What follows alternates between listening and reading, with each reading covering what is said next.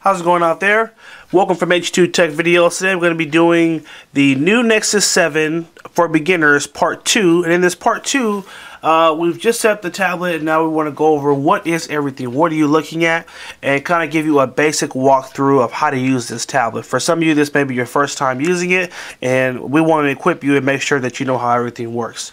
So we're going to start with some of the super basics, and then we'll go over, we'll just kind of build off of the foundational stuff. The very first thing is this. Right at the bottom here you have 3 buttons. The first button in the middle here, this is your home button.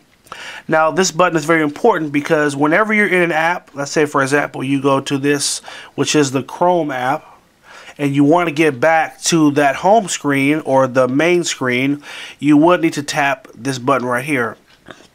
That button is always going to take you right back to your home screen. If you ever tap the wrong thing, oh, I went to maps, I didn't mean to go there, and you just need to get back to the main section, home button right there, okay? Now, here's the next thing. To the left here you have an arrow that points to the left. This is your back arrow, and so this kind of works like the home button, but it's more so, let's see, let's show an example of this. Let's say we're in the Play Store, and we're gonna go over the Play Store in a second. And it's loading. Thanks a lot for loading when we're trying to show something. So let's say you're in the Play Store and you tap on something. Maybe you tap on apps because you want to see what that does, and then you tap on, you know, tablet 101. So you've tapped on a couple of things, and maybe you want to get back to that previous screen. You don't want to close out the app, but you just want to go back a step. Well, you can just tap the arrow and it will take you back one step. So before you make that last tap, it takes you back. If we tap it again, now we're back to our Play Store. Now, if you're on this screen and you tap it again, it actually will take you out of the app. So it kind of like, it's a way to retrace your steps. So I went here, here, here, here. Now I want to go back.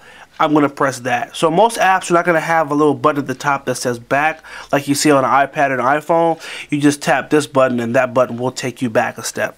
Now this button right here is your, it goes by different names, but I call it the multitasking button. Because basically what it does is it shows you all the apps that you have running.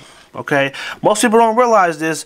When you open an app, let's say we open the YouTube app here, okay, and then we decide to close that app, right? That app is technically still running. It's just you don't see it on the screen because they've taken you back to the home screen.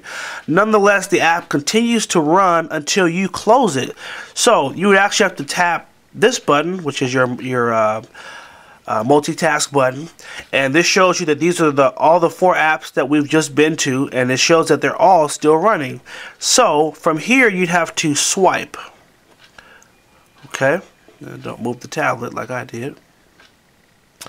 Let me see. So you can swipe left or you can swipe right. But by swiping, that actually closes those apps. So those apps are now totally closed. The reason you want to do this every so often is because if you don't, the more apps that you have running in the background, your tablet will begin to slow down. So you don't want to have too much stuff open. But the benefit of it also is, let's say we did open the Play Store, and then we opened the camera, and then we opened Chrome, which is the internet. Let's say we opened all 3 of those things. You could come back to them later, maybe if you're working on something. If we were in the Play Store and we went to the newsstand, and then we decided to go to Sports Illustrated special offers, whatever, and then we went home, if you want to get back to that app, you can literally just press the multitask button, and from there you can tap Play Store and it will save your spot. So exactly where you were, it'll take you back to that spot. Now check this out. If we open up this and then if we close it and then we try to reopen that app again, it's going to start from the beginning. You see, so the multitask button is a way to, one, close out apps that are running, but it's also a way to go back to something you were working on later. So you don't necessarily have to close it. You can just say, oh, you know what, I'll work on it later. And just by hitting that button, it'll let you go back to it and continue what you were doing. Okay, so those are the 3 buttons. Very important. You're going to use those a lot. So it's just good to know about those buttons. Okay, just to give you a quick tour, I don't think there's not many buttons or plugins here, but the here at the bottom here is where you charge it. You're going to plug in your power cord there, so just know that. And then on the right side here, you do have your volume rocker, so volume up, volume down. And then you also have your sleep button. Now this is also important to go over as well. You don't really have to turn off your tablet ever. Most people don't know, and they think it's like a computer, you have to turn it off when you're finished. No, you just hit that button on the side here, so you can see it. Hit the button and it goes to sleep. It just turns off the screen, and now it's in a power saving mode, so the battery isn't draining as quickly. And if we tap it again, it will wake up instantly. Okay, so don't feel the need to have to like always turn it off. Now granted, if you do want to turn it off, you just have to hold this button down for a couple of seconds. So if we hold it, watch this. Then it'll ask you, hey, do you want to power this off? And if you do, you would tap power off, but we don't, so we're just going to tap lower screen, then it goes away. Okay, so we've gone over the buttons at the bottom there. Next thing we're going to go over here is what's called your notification panel. So you're going to swipe, so we're going to start from the top here, and we're going to swipe down like such. Okay, now there's 2 sections up here, so it's really important that you pay attention right here. So when I swipe for notifications, I want to be closer to the left side of the screen, which is over here. And if you notice, this is our notification. This is what I'm talking about right now. And so what this does is this will notify you if you have new emails. It'll let you know about things with apps. If you have Facebook and you're signed into Facebook, you'll get notifications on here.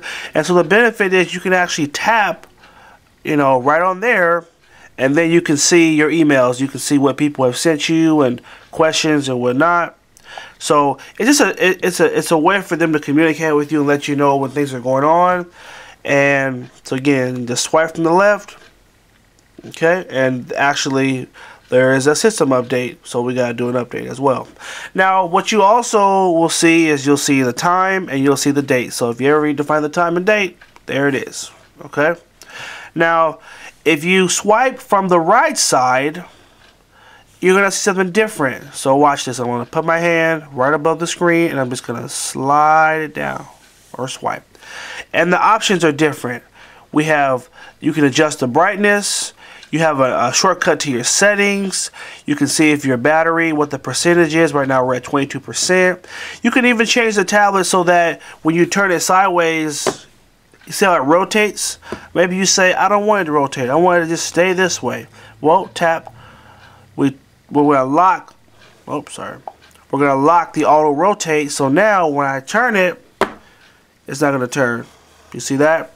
So these are just a lot of the shortcuts that you get. They're called switches, and they let you interact more with the tablet. And I'm going to tap the brightness, and I want to turn that up a little bit brighter, because when the brightness is on auto, it automatically will adjust for the light. And since there's a lot of light in here, it's automatically adjusting it to dim it. So there's that. So remember, swipe left, notifications and date. Swipe right, and we get our switches here. We can even turn on airplane mode if you're going on a plane and you need to turn it off. You also have your shortcut to your Wi-Fi here, so this will show you how strong your Wi-Fi signal is. Right now we have a full signal because it's fully lit up. If you don't see all these little bars lit up, it means that you're not fully connected. Okay, so there's that. Now the next thing here we have is our Google search up here. This is really cool because if you want to search something on Google, all you have to do is just tap right up here and it takes you right to the Google search section. This is actually Google Now, so it'll also like make different recommendations and different things like that, but for the most part it's going to let you search Google really quick. So there's that. You can even tap the microphone. Chinese food. and you can actually... Here are the listings for Chinese food within 20 miles. There you go. You can just talk to it just by tapping the microphone. Did the Lakers win last night? Wow, look at that. No, so the Lakers lost to the Suns 108. to So you can just ask it questions. It's very similar to Siri. Siri's a little quirky. I don't know if you can ask it those funny questions like tell me a joke. Let's try it. Tell me a joke. See? So it doesn't talk back to you like Siri does, but that was kind of funny that it took you to a Siri joke. So anyway, we want to go back home, hit our home button. So that's our search box up there, which is just a quick shortcut. You can see, even say, oh wait, hold on. We could tap up here. Give me directions to Washington, D.C. Getting directions. So see that? You could actually ask it for directions, and then it'll actually open up right in the maps. Kind of cool, right? See that? So I recommend you use that voice search because it's Google has definitely improved it. It's a lot more accurate now, and you can have a lot of fun with that. So those are the basic icons for the top there. Now the next one, very important, you have this little circle right in the center, and this is called your app drawer. When you tap this, it lets you see all the apps that you have installed on the tablet. So for example, we just swipe. I think right now there's only one page of apps there, but as you download more apps, you'll have more pages full, and so you can go through them, and if you want to open them, you can tap them. If you want to take one of those apps and move it onto your home screen, you just put your finger on it and hold. Oh, okay, one more time. Finger on it and hold, and then it will take you here, and then you can drag it left, or you can drag it right, like such. And we can take it back here, and let's say we want to put it right in the middle of the screen, and then just let it go. And there it is, just like that. Okay, so again, our app drawer, this is always going to be down here, and that's how we get to our apps. And now here we have what are called widgets, and so these are a little more interactive pieces. These go along with the apps that you download, and they'll let you put certain things on your home screen. We're not going to get too much in this video. In the third video, we're going to dig a little deeper into widgets and how to move them and how to interact with those. So, but anyway, this is your app drawer button, and that's how you see all your apps. So let's say if you do download a new app and you want to see where is it, you would tap here and it would be in this section. Now right now we're in the widget part of the app drawer, so you have to come up here and tap apps, and then there are your apps, just like that. So just simply swiping left and right, just like that. And then home is home. And we have 5 screens. So 1, 2, main is the middle, 4, and 5. Okay, so again, this was the part 2 of the new Nexus 7 for beginners. So just really trying to explain what are the different icons and how do you interact with it. Part 3, we're going to get a little bit deeper, and we're going to go into the widgets. We're going to go into how to download an app.